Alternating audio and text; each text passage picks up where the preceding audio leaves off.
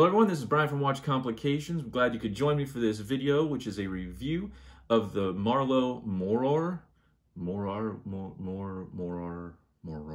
You know, when they first released this watch, they had a discussion in their Facebook group about the pronunciation of this and the different combinations. I want to say Mordor, but I don't know if Tolkien would like that. I mean, the watch would be appropriate for that particular setting, if Middle Earth. But anyway, hopefully I'll be able to give you all the looks and information so you can, one, either just enjoy watching another watch review, or if you're thinking about getting this watch, you'll have the information you need. As is the norm, there is a blog post that goes along with this video. It's linked down in the description. It has all the pictures and some extra thoughts and text. So be sure to check that out. You can subscribe there if you want blog post updates, emails, and also, yeah, you know what to do. I'll give you the pros and the cons. Yes, there are both. I'm even going to do a quick strap change so you can see how I do it on this particular watch, and generally most watches, but you'll get to see me do it on this one. They're not quick release straps that came with it. I did get both the silicone strap and the leather. So here's the watch. I've got on the rubber, the silicone strap at the moment. Don't worry, you're going to get lots of looks. The blog post is going to have a ton of pictures. I've got lots of up-close stuff. I've got loom shots. The loom on this thing is the best thing about it. It's insane. Either skip to that part of the video if you don't want all the blah, blah, blah, blah, or at least go to the blog, watchcomplications.com, and check out the pictures. It's so cool. And that's not an exaggeration. It's really good. I also do want to take just a moment to say thank you to my subscribers. At the timing of this recording, just last week, I passed 1,000 subscribers and it continues to go up. So thank you so much for all those. If you haven't subscribed, please consider doing so. I gave away a free Timex watch to thank my subscribers when I hit 1,000. I did that via some Facebook watch groups. So maybe I'll see you in there from time to time, hoping to do some more giveaways and stuff like that for the channel. But anyway, enough of that. Let's get to it. Okay, so a little change of venue here just to show you the box. You can see there's the lock, and then Beyond Expectation, which is their hashtag. There's the name of the watch, Morar, and then All Roads Lead here. Again, just sort of their marketing stuff. It was nice on this tab that tore away. There was a little hello right here. You'll see a picture of that on the blog post. When you open up most Marloe boxes, you'll find this paper inside. And all their packaging that I've had for the 4 watches I've got from them has all been a little bit different. They've changed it up and I think are getting more consistent with what they're shipping with all of the watches at this particular moment. You can see it's got Marloe Watch Company on the box. The top here pulls up and you'll have this, there's a pad there to keep it nice and secure. Then inside you will have the information, which they have put a lot of time, a lot of care into, one, the photography and whatnot, but the story behind each watch. And this is coming with all their watches now, I believe. They've done something similar in the past, but this is to sort of a whole new level with this particular release. There's the one I have, the Sands, but gives you all the information. Look at that loom. I'm gonna show you this. This is just, wow. Anyway, this is a nice touch. Gives you the story, all the reading. You'll have the number, serial number for whatever watch you got. This is 100, you can see. Hello, 100. And if you flip this, it's like thick cardstock. You flip this over, you have the specs. I really like this, how this is included, and just to remind you of all the technical detail. For those of us that are watch nuts, this is excellent.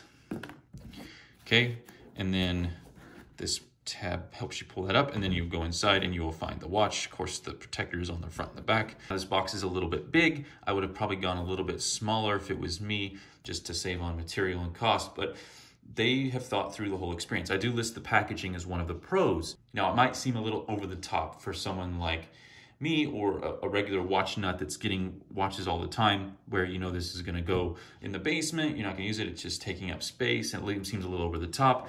But for many people out there that might just have one watch or get one watch, where this is a gift to somebody, it's an experience opening a watch and having all of this presented this way with this type of quality of materials, and just the importance of getting a watch and what that is for a lot of people. And so it is a pro. I like the packaging. Again, you might think it's a little bit much. The question is, what would the cost of the watch be minus as much time and energy and cost into the packaging? Who knows? But you know, it is an experience in opening it up. It's well done, well thought through for what it is. Okay, so here we are with the watch. This is the Sands model. There are 4 different versions. I think, you know, there's the Emerald, there's the Deep Blue, there's the Sands, and there's one other. But this is the one that I felt matched me the best, and I think I was right in this particular choice. The specs on this are 40 millimeter diameter. I will say I love 40 millimeter watches. 42 is probably my favorite size, but when you open the box, the packaging is fairly robust and big, and this was going to look small when you first open the package. So brace yourself for, you know, you think 40 millimeter dive watch, you open that box, it's going to look small on its face, and it does wear a little bit smaller than you would expect. It is tall, you know, 12.5 about millimeters, but just be expecting when you open the box, you might find yourself doing what I did and be like, oh, that's tiny. You know, some of their watches are pretty big in terms of diameter, and I guess I was expecting something that looked a little bit bigger, but it wears small too. So some of their designs have the potential to do that. They just wear smaller than what they are, and this is no different. And so it's 40 millimeter, but it's going to give you the feeling of almost being, you know, 39, maybe even closer to 38, just in terms of the look, particularly from a distance and inside that box. But it is 40 millimeter. The lug width is 20 millimeters, so straps are 20. And then again, I mentioned it's about 12.5 millimeters thick. So it's got some height to it. A lot of that is related to the bezel. You can see the design, which matches the crowns on some of their other watches, not this one per se, but this is a design aesthetic, a motif, you might even call it, that carries between several of their watches, particularly the Haskell. And so that's something that I think is a cool touch. So the movement in this is a Miyota 9039. And I mentioned this is their first automatic movement. All their other watches are hand wound. And one thing I'll note, and it's one of the things I have sort of in the con category, is that the rotor on the Miyota 9039 is a little bit loud at times. And so whenever you're moving your wrist around, I don't know if you'll be able to hear on the video, but you can get a little bit of a wobble with these. Kind of see it there. You can hear it from time to time on your wrist and wearing it. So again, be prepared for that. You will hear the rotor some. I don't know if you want to call that a pro or a con. You know, for some people, that's not going to be a con, or it's not going to bother you any. It doesn't particularly bother me a lot, but it is something that you're going to notice. A little bit of a wobble sometimes and a little bit of noise from the rotor. I will say, this is a watch that I have worn nonstop for the past week. It's pretty rare, even when I'm doing reviews, for me to wear the single watch, even that I'm reviewing, solid for a week. I have done that with this, even though there was a day where I left it on the shelf for most of the night, and then about half the day. This thing is keeping excellent time. It's within well less than 30 seconds of what I set it to a week ago. So it's being spot on with the time. The accuracy is going to be -10 to +30 seconds a day, but mine's not even close to that. The rating on this is much better for my own testing. So good power reserve, 40 hours, particularly since it is automatic. It's going to charge as you wear it, and it's been extremely accurate from my testing so far. That 310 is for 310 meters, that's 1,006 feet. It's a dive watch. It's got a great depth rating. Get this thing wet, not going to hurt it. Sink it in a little bit of water, not going to hurt it. All is well. It's a screw down crown. The bezel does turn easily, one of the pros. Here, clicking away. Does turn easily. What I don't like is that it has a little bit of give, more give than I would like in the bezel. So again, something I would have in both pro and the con. Pro being this bezel turns really easily, but it does have more give than I would like. I'm trying to show it to you there and illustrate the amount of give. It's not going to rattle or anything. It's not going to make or break anything, but it is a little loose feeling from time to time. On the strap, it weighs about 100 grams, just a hair over 101 grams. And I've had it both on this silicone strap. You have a choice. You can get these black silicone straps that are designed for it, or you can get a leather strap. I have both. One of them was a freebie because, as I said, there was a number mix-up, so they sent me an extra strap. Straps come in nice boxing too. Kind of looks like this. And there's the strap it came on, was this brown leather. I actually like it on the leather, but well, I mean, I like watches on both, but if it's gonna get wet or I'm gonna be doing a lot of physical activity and stuff like that, I'll throw it on rubber. I think, you know, I didn't think I would like the black as much as I do, but it actually does look okay. I think there's some great Barton straps that would look really good on this. Big fan of Barton straps, probably going to do a review on them soon. But I do like this leather a little bit better for sort of casual daily wear look.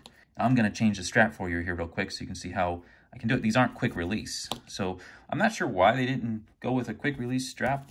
They're kind of getting to that stage, I think, is in their evolution where they're going to have to start doing that sort of thing more often. But if you're someone like me, I change my straps all the time, so it really makes it nice to have quick release. But let me show you how you can quickly just change it. Just got to have the right tool. When I say the right tool, I mean a Bergeon 6767 with the right tip.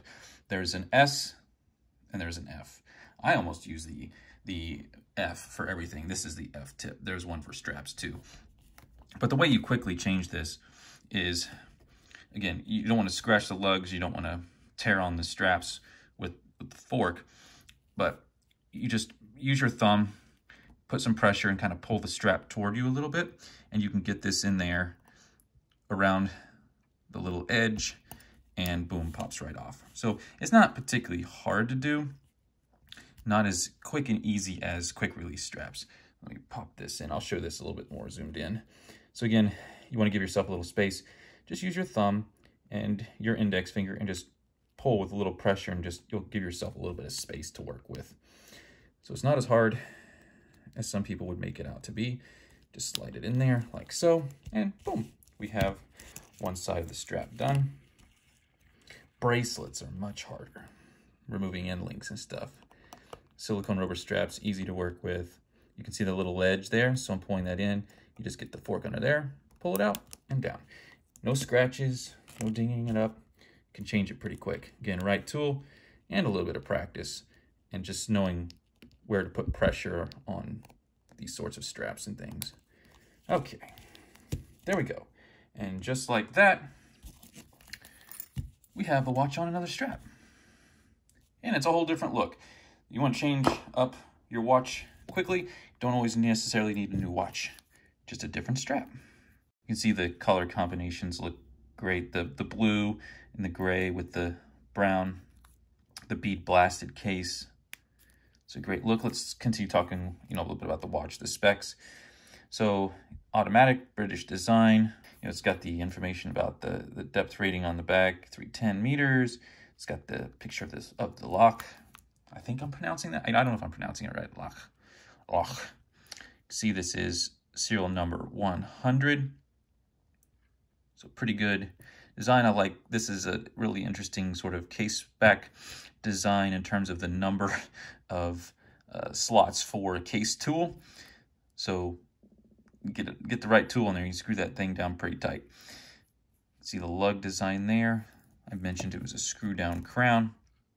Easy to engage with, not difficult to work with. Some dive watches, the crowns can be difficult. I've noticed this, particularly with micro brands, is that this is true for both my Helios Seaforth and this is true for my Hampton Nanook. The micro brands have a real struggle with getting the threads right on crowns and cases that makes them hard to engage with and get screwed down. That is not the case on this one. So, little tidbit there. I'll throw that in for free. I will also say or note that it is also labeled as anti-magnetic. So this should be a little bit more resistant to all those electromagnetic fields we have going on around us all the time, and less likely to get this thing magnetized, which again would keep the timekeeping off. A couple other design things. Again, talk about sort of the threads that connect their different designs. Like this side of this case, the bezel, this makes me think of the crown on the Haskell. The numbers do the same thing. The typeface for the font is similar to what they're doing on other watches. The loom markers on this are insanely cool in terms of design, meant to resemble different types of shells. Notice that at 12 and the pip, they match each other in terms of design, which makes these two look in sync. Then you've got 3, 6, and 9, which are sort of unidirectional shells. And then you've got bivalve shells in terms of the design for the other hour markers. And then the 310 marking the depth rating looks like a little bubble. Again, this is a dive watch. This thing has the look of depth to it. Both the case and the dial really do convey the concept of depth, particularly in the dark. And there's not many other dive watches I would say that about. This thing looks like depth whenever you look at it in the dark. And I'm going to try to show you that in the video as best I can. But the first time, when I was testing the loom and taking pictures of the loom, and I saw this thing just with the naked eye, it's hard to replicate. You can't replicate it in a picture. And I'm going to try to replicate it in a video. But really, just seeing this in the flesh, seeing this with the naked eye at night when it's all lit up, it looks like you're looking through a porthole and that there's an extra few millimeters of depth in this thing. It's just really a cool look. So in terms of the case, what it makes me think of, this is bead blasted. And so it's not like sandblasting would be a little bit rougher. So this is a little bit of a softer process, but it looks like it's new. Of course, it looks sharp, it's crisp. Everything about this design is sharp and crisp. But at the same time, it looks like this is something that would wash up on the beach. It's like a castaway. And it's new, but it doesn't look new in terms of the case. And I like that they've gone that route. I mean, it looks like it's meant to be a tool watch, that it's meant to be used and worn, and that it has been, and it's got some sort of story behind it. What is that story? Who knows? That's really some of the pros in my book, is that you've got this case and dial that really say dive watch. There's so many dive watches out there that all look the same. This, from the case design, the bead blasting, sort of worn look, the crisp dial with these shell shapes, it all says dive in a completely unique way. These are just cool design choices that make this stand out amongst all the other noise that's there, particularly in the dive watch world right now. The dial does sort of have a sand texture to it, and this is not just because this is the Sands model. They all sort of have that glittery, I want to say, because it's not really glittery, but it's certainly sand-like texture to the dial, which is nice. The fine detail on this is spot on. I mean, I've reviewed quite a few watches, and micro brands, again, one of the failings that many of them have is via their manufacturing, their supply chains, they're just not as crisp and sharp usually when it comes to these fine details, printing and loom markers and the hand quality. It may not be perfect, but this is some of the best I've seen on a micro brand diver. It's just spectacular. You might see a few specks and flakes. That's just on the outside of the watch, so don't worry. I'll try to keep it clean. Another visual sort of star to this watch is the interior metal ring. The minute ring is, made of some sort of metal, and it has a blue tint to it. This one does. They're not all the same on the different models, but it's going to catch light and reflect light. You're going to get a whole spectrum of blue shades and tones as you're moving this thing around, and it's, getting water on it or other things, just lights and angles and such. Again, adds to the depth feeling, but also just visually catches light in interesting ways that make it look interactive in a sense. You can see that the minute hand on this one is got blue paint around the edge. You can see there's a cutout there. That is, again, a design thing that they do on some of their watches. So one of the Marloes I don't have, I showed you that set, was the Coniston. Well, the way the Coniston's designed is so that whenever the hour and minute hand are aligned, there's a cutout in the minute hand so that you can see through to the loom in the hour hand, and they kind of meld a little bit at that point. They've done the same thing here. So I didn't notice this until the other day. I was in my garage and I was wearing it, and I was just wanting to get a picture of the lume, because when you're outside and you move into a slightly darker spot, like in the dark corner of the garage, the lume really stands out on a watch. And it happened to be that they were aligned, and I could see that our lume through that gap, and I was like, oh, that's on purpose. And it's just really cool. I'll show you a picture of that in the blog post. So you want a picture of that? Look at the blog. And the cutout, doesn't look, perfect, I guess. It's hard to know, if there's how much of a gap is supposed to be there. There's a little bit more of a border on one side than the other with regard to that thin line of paint around the edge. But those are particularly fine details that really don't make much of a visual difference whenever you're just wearing this thing around on your wrist.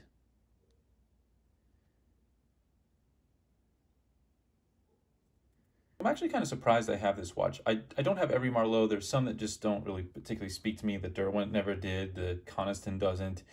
And when this was first released, even with the attractive, I think, color combinations and whatnot, I think that the lume designs are, spectacularly done. But there was something about it just that didn't really attract me. And it turns out that it's really just the extra wide hands. I mean, for me, it just was putting me off a little bit. I just, for some reason, it's not the hand design I would have chosen myself, per se. They're a little bit wide. I mean, particularly the hour hand. At least that's how it looks to me. And so I was like, nah, I'm not fully convinced by it.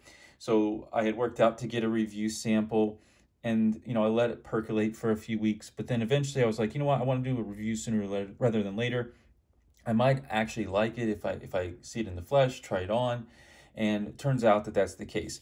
That given the overall design, I'm okay with the hands being a little bit wide.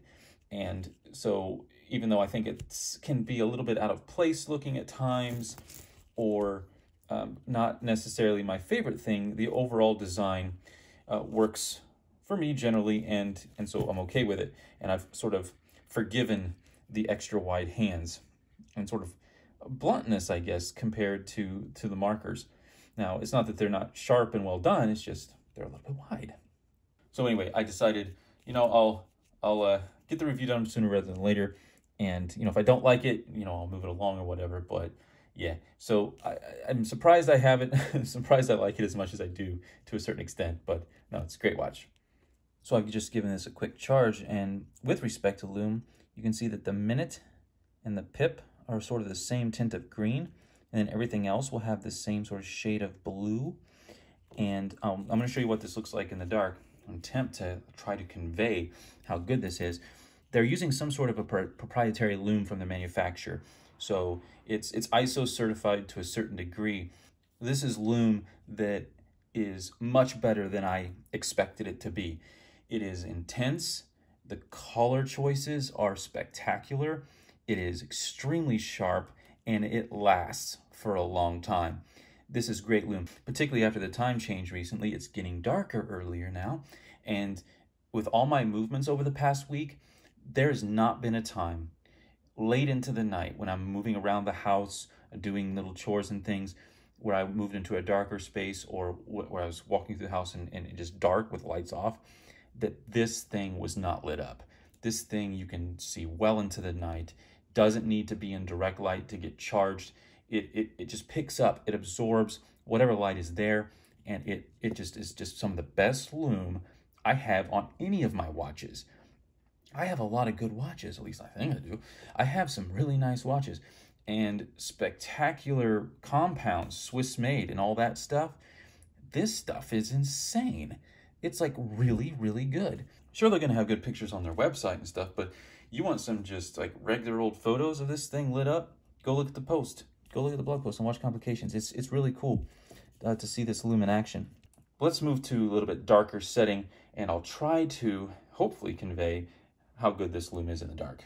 If there's a little bit of an echo or something like that, I'm sorry, but here we are, a little bit of a darker setting. I just had this under the light for just about 10 seconds, maybe not even that, and look at how quick it picked up the light. You can see, again, the minute hand and the pip match. We've got this beautiful shade of blue, this light green. the two color combinations that were chosen for this, the sharpness and the detail on those markers, it just looks beautiful. Now, with a camera and video, you're going to get a little bit of fuzziness around just because of the light. It's hard to get rid of that without having, you know, really fancy camera equipment, which I don't. But this thing is not overly bright. It's subtle, so it's a little bit more toned down than what you're seeing in the video right now.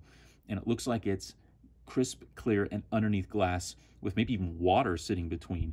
But it looks truly like you're looking through thick glass at something underwater. The night visual on this is probably the best out of any watch I have. That's saying something. It's just spectacularly well done. I don't think it's gonna get any better visually with my camera, but you know, if you want to really see it, you'd have to get one for yourself. I'm only partially mistaken perhaps in how this older macro lens interacts with the newer iPhone, but this will at least give you some good insight, good detail. You can see the unique variations of the fact that this is bead blasted. Very robust design on the crown there. The Marlowe M, like these lugs, again, sort of similar design look as some of the other Marlowe watches. The waves, the lock.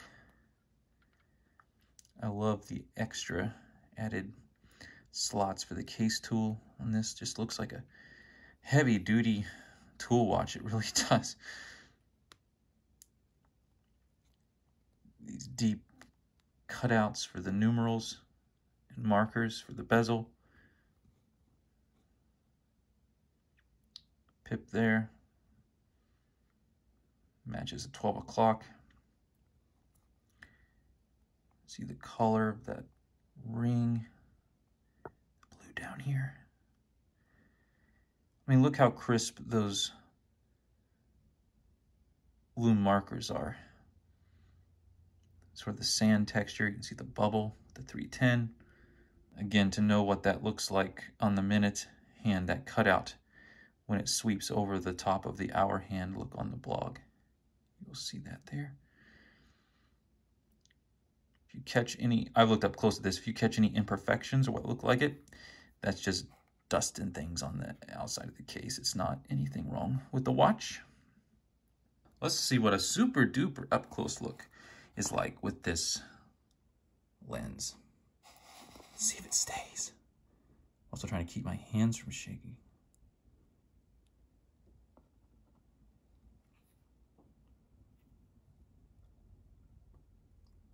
See the raised printing there. Looks very good. This is giving you the idea of the, not really glitteriness, but this sort of this slight bit of sparkle to the dial. You can see it there in that particular light. Again, it's not like glittery, like overbearing or anything. Just gives it the texture of, you know, sand, snow, that sort of same sort of sheen and texture to it. You can see there 310. You can see the gloss. I'm trying to give you, let the light run over that. You can see the gloss of that droplet, we'll call it. Bubble. Maybe bubble's a better word. But that's super tiny printing, and it's just as crisp as you could get, which is, again, not something that you see in terms of the detail with a lot of micros. You know, there is, you know, some slight imperfections in the lume. You can see this that little dot right there. There's another one over here. Just small little gaps with the lume, but that's pretty typical. Hard to get around that. And you know, these macro lenses are going to show every single little flaw, and there's just not much to complain about there.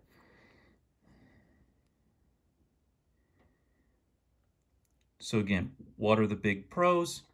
The lume, the colorways, the fine detail, the straps are great. Just a unique bead blasting into the case and the dial design. Those are the big things. The big cons, okay, it's a little bit smaller than you might expect up front. It's got, you know, a little bit of a loud rotor. Bezel's got a little give. And pronouncing the name.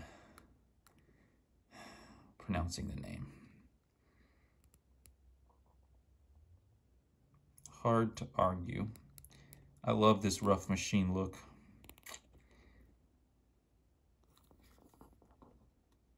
More watches should start with this. Make you feel less bad whenever you finally do scratch it once or twice. Not the glass. The glass is sapphire. Okay, so that's our up close look. Glad the lens worked out. Love being able to show off this detail. Well done, fellas. Well, that's the latest release from Marloe. Hopefully you found the video both informational, helpful, and maybe even entertaining. So the Marloe Morar Sands, it's a great watch. I think I'm going to hang on to this one too. But anyway, this has been another review video from Brian here at Watch Complications. Be sure to check out the blog post. It's linked down in the description. Lots of pictures there for your viewing pleasure and some extra thoughts in text. Subscribe there, subscribe here. Ring the bell if you want notifications. Follow me at watch_complications on Instagram. Leave me your comments and feedback, and you know what to do. Keep watching.